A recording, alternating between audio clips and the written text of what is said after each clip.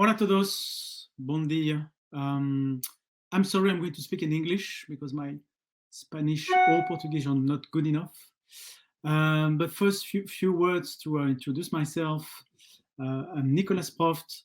I'm working for PVH Europe, so I'm based in Netherlands, in Amsterdam.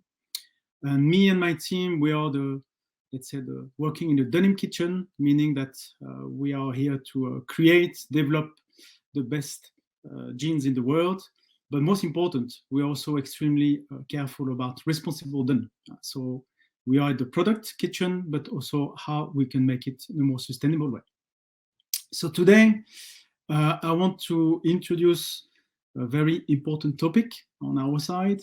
It's and with two objectives: is really to showcase again the importance of circularity in our responsible vision, and also to showcase that you have, as a Latin continent, an amazing opportunity to embrace it, because the product itself, the denim industry, could be at the forefront of circularity. So I'm going to go through different slides, and probably the most important to start is really to understand why circularity. Circularity probably as the highest level. What's very important? In my opinion, circularity first is not a trend. Something very important that you have to understand. This is probably the deepest and strongest transformation of all our society and business model.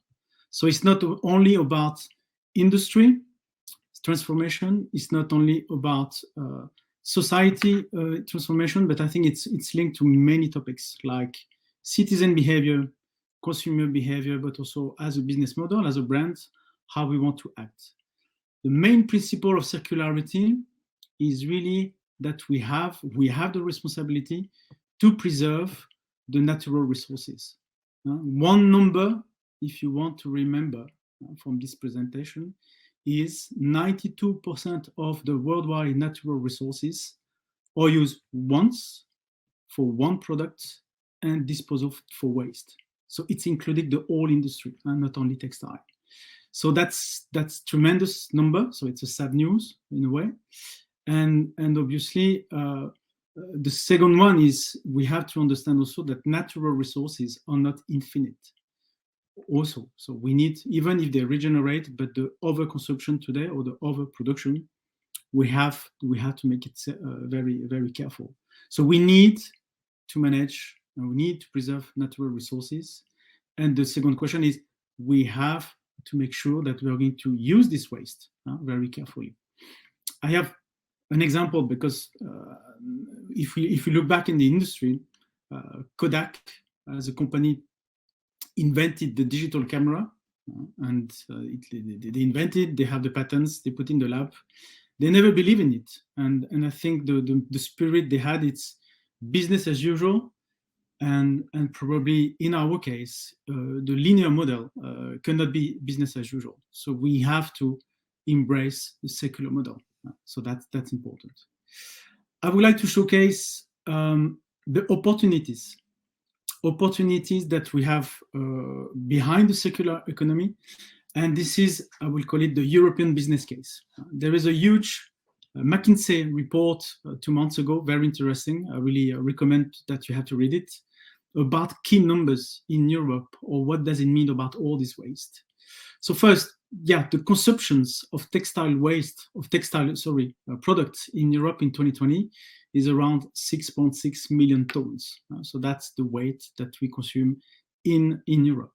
In the meantime, we're also generating a lot of waste. This is even higher number, 7.5 million tons between 27 countries plus Switzerland. So that's massive amount.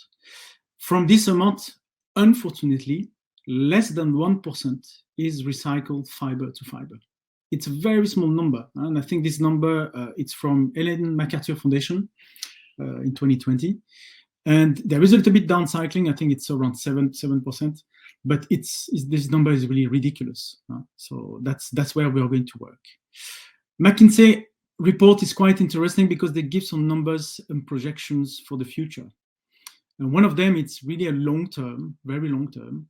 From this less than 1%, if all the different technology of recycling, mechanical or even chemical, are really at maturity, we could arrive to 70% for fiber to fiber.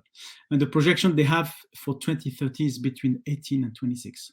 So a big step forward about how we're going to use this pile of waste. For that, we have to, and European countries, European community, but even at national level, we will need a huge amount of capex investments, around 7 billion euros. We could say at European level, it's not a huge amount of money, but there is a lot of investments in different infrastructure and technology to make sure that fiber to fiber recycling is going to be at scale. And if we do that, there will be the circular economy will also generate revenues per year, profits, and it's estimated by 2030 around 2.2 to 3.5 billion euro per year. So it means that the investment, returns of investment could be only 2 to 4 years. So it's quite impressive. So denim represent only in worldwide textile production only 5% in units, but probably in weight it's a little bit higher. So that's the numbers for circularity, quite very interesting. But for that, we need to be extremely strategic to arrive at scale and really to how we're going to engage to the circular economy. So we try to define 5 key priorities that we think they are extremely strategic for not only for PVH, but I think for the whole textile industry. First question is, what do we do with all this waste I just mentioned, these millions of tons? And we need first, try to solve this waste. So design from waste is extremely important. Design from waste means we have to introduce more and more recycled cotton fibers, or let's say recycled fibers in our product. That's very important. We have to start now.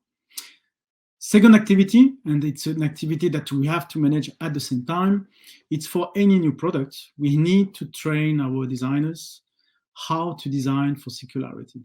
And design for circularity is really to how and which ingredients we have to use to make sure that when we take back the goods at the end of life, it's going to be extremely easy and not to have the problem we have with the waste now. So I think these 2 activities has to be engaged at the same time. The first one is really focus on waste. The second one is for the impact in the future. But these 2 activities are extremely strategic.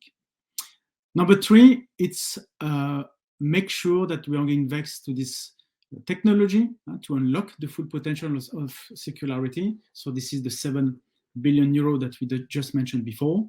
So that's also some focus point where we have to invest. Number 4, that's also very important, harmonization of the collecting system.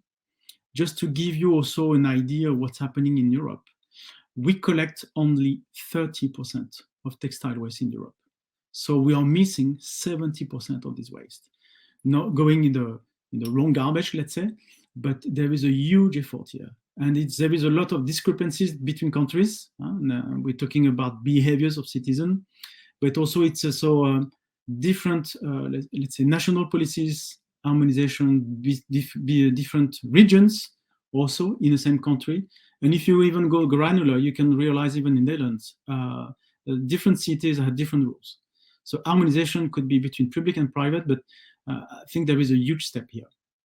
And finally, the number 5 could be also same for Latam, but we need also the policymakers to really focus on trade agreements, customer barriers, to make sure we can move waste from different countries inside Europe. There is no problem, but also outside Europe. That's also the waste flow is extremely important. So we need the support to make sure that we have more freedom to do that. So that's the strategy.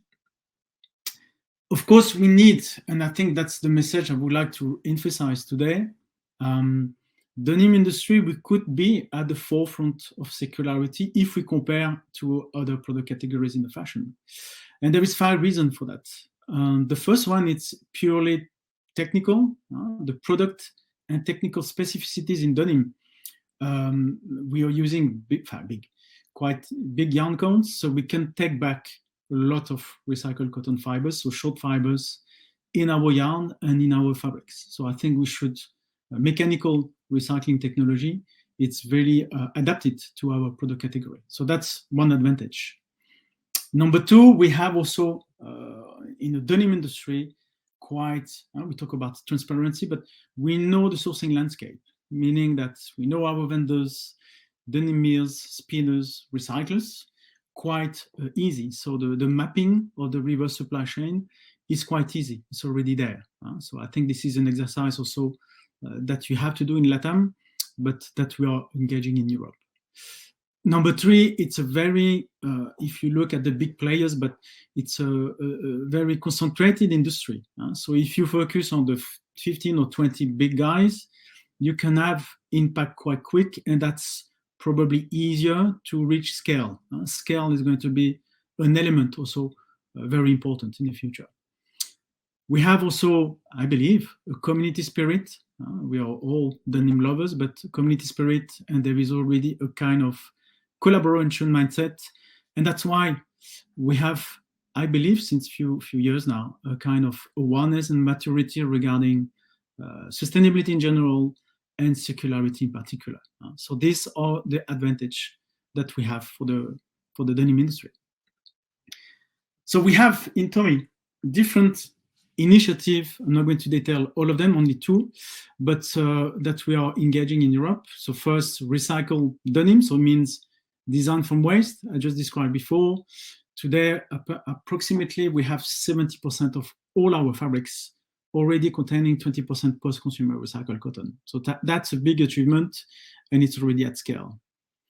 We are looking at on-demand laundry. This is more focused on how we can avoid overproduction or inventories in our warehouse, and how we can respond faster and more agile to the consumer and transform jeans at the last moment and on demand. That's something we are looking at. Denim Deal and Recycling Club, I will detail a little bit more after as an EU business case. We design for circularity since now 2 or 3 years with the Ellen MacArthur Foundation guidelines, Jeans Redesign Project. It's really how to engage our designers, product developers, to make sure they are engaging the right ingredients. We created, since now 2 years, Tommy for Life platform. It's a kind of how we could extend the life of our products. So it's all about repairing services, refreshing, and even sometimes how we could redesign new goods with some consumer take back. So third choice. So that's a new activity that we are pioneering and testing as a pilot. We have also at the same time a rental platform with a UK partner to see also how this business model is is successful or not. We are quite obsessed also circularity about traceability pilot. It's how we can trace the recycled fiber in our supply chain. So all these are the different initiatives that we have. I would like to just to highlight two of them that think they are, because you're going to hear me about collaboration mindset. And one of them is the Denim Deal. The Denim Deal, just in few words for introduction, has been launched 2 years ago by the Dutch government. So it's a Dutch government initiative. And the objective of the Denim Deal is really to bring all the different stakeholders, brands, and many stakeholders in the supply chain to stimulate the use of post-consumer recycled cotton in our denim fabrics. Yeah. So you can see on this slide, it's all the different population that we try to connect themselves. And when I say connect the dots, it's really from a collector, people collecting the waste textile, to the brand. It's how we're going to make sure that all these different populations are going to talk together. So it's really to assess volumes and capacity, and also most important, identify all the the different technical parameters and requirements that we need in the supply chain to connect the dots. So we are working in the Denim Deal with different people, different workshops based on quality, transparency, and one of them is really how we can build these guidelines and to make sure that the different population in this Denim Deal understand each other and they know what to expect from a waste textile from a fiber perspective to the spinning, weavers, and brands. So our goal is really to reach by end of 2023, 3 million pieces and pair of jeans containing 20% post-consumer recycled cotton. But the most important is really to connect and to build these guidelines. But that's an example of kind of initiatives. Another one also quite, I think, quite relevant. We are building and testing a recycling hub in Turkey. Turkey because it's close by European continent, but also it's also where we have also a very good sourcing landscape and a very good expertise in industry. So what do we do there? We are going to connect recyclers, all our denim mills, all our waste from Tommy Hilfiger or Calvin Klein generated by our vendors, how we're going to take it back. So there is different stream of waste. You can see on the left side. One is really the PVH local industrial waste that we collect from different product categories and how we're going to put in one place. And we're also trying to use post-consumer EU waste from different countries, how we could take it back there. And I believe that in Europe, we're going to check after, but we are going to have different collecting hubs to collect the waste, but we need to build also recycling hub. So we have few different yarns or fabrics that going out from this recycling hub. So we on the left side you have the waste input, and on the right side, the bottom, you have the result of the recycling hub. So we're using a lot of 20% post-consumer recycled cotton, and we use 100% recycled cotton fabrics with our spinning partners and recyclers. So that's a good also business case or initiative that we are launching now. And if you have a look, and I put on purpose, so the green is the Turkey recycling hub. What we foresee, or the vision we have, if we can demonstrate that the recycling hub in Turkey is working with Europe consumers, we could imagine in the world, in the future, different collecting hubs around the world, also different recycling hubs around the world to close each other. And that's why I put few dots in South America or Central America. I think you could do the same. I think you have all the different elements to do exactly the same initiatives. Yeah, so Latam, you have a strategic denim hub continent. I think that's the different element I foresee on my side. First, you have a huge, massive consumer landscape, and I know a little bit South America, and there is a lot of consumers, and it's a product category that you can see on many consumers. So that's one thing.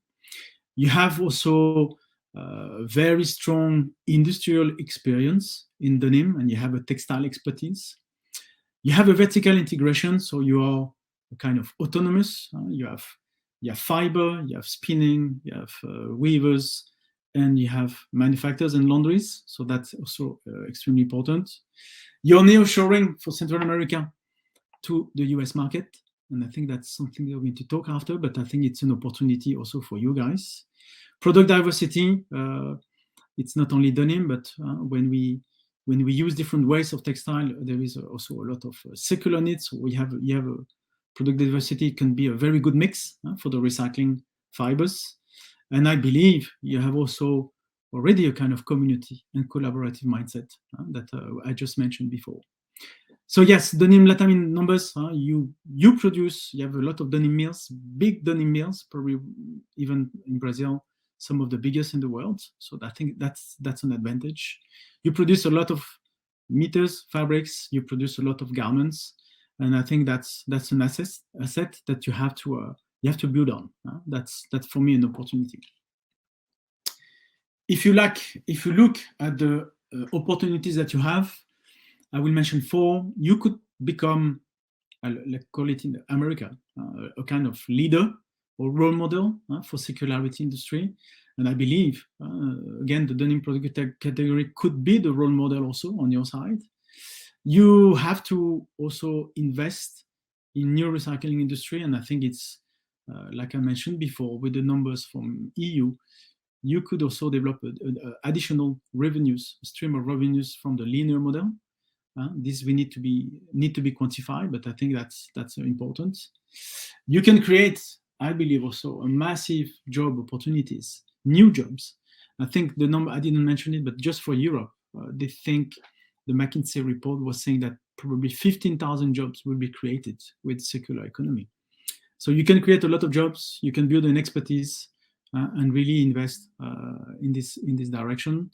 And I think the number 4, it's really to create the change of mindset in the LATAM industry. And you could reinforce your credibility and visibility on the international scene about more responsible fashion industry, and create a kind of halo effect and inspire probably other regions.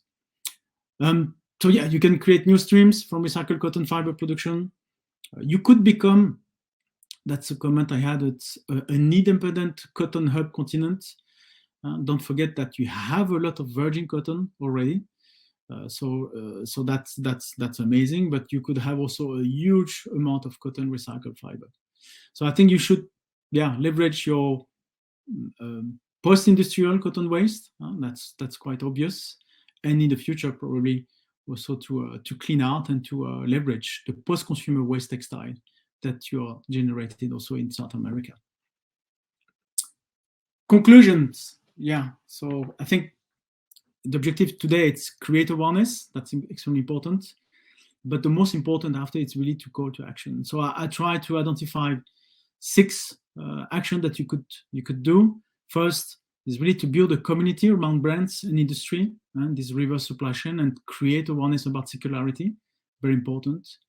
My special advice, please start and learn from the industrial waste. This is the easiest steps.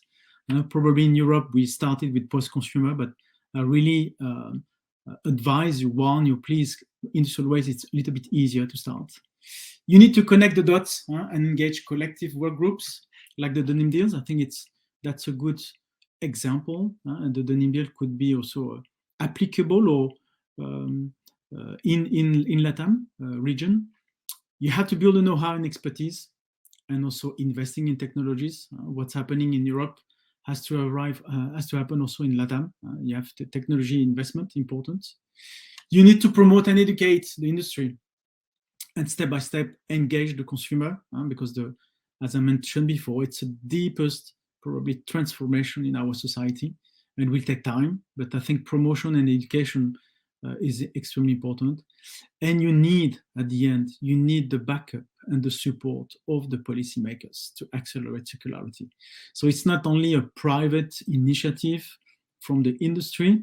You need to have with you policymakers and work with them to really to build these guidelines. That's important. So that's the call to action. I hope you enjoyed. I really thank you, and I'm sorry for my poor Spanish, and I hope the next time I will be able to present in Spanish or Portuguese. I wish you a good day and a good seminar, and see you soon in the denim world. Thank you. Bye-bye.